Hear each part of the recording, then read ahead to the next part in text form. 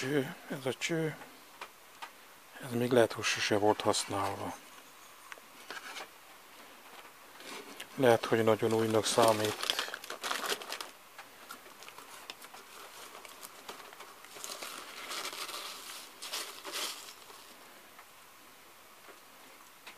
Azt se zárom ki, hogy ez se volt használva, vagyis nem dolgozott.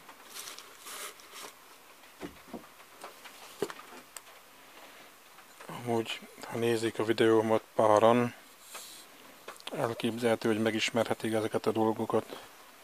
Ez egy hagyatékból való.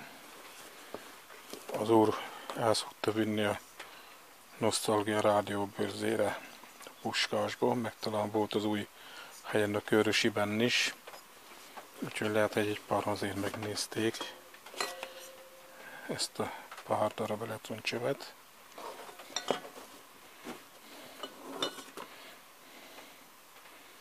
Ahhoz képest, hogy ez ilyen picike, elég súlyos darab.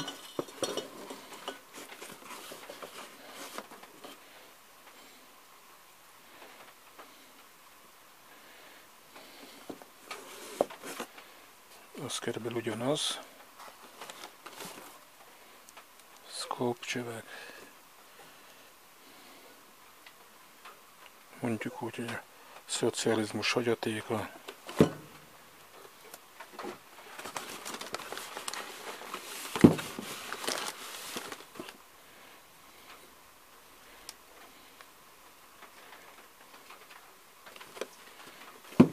Ezekben is szkópcsövek vannak. Nem is egyszerű egy kézzel csak úgy kinyitni. Na mindegy, hagyom.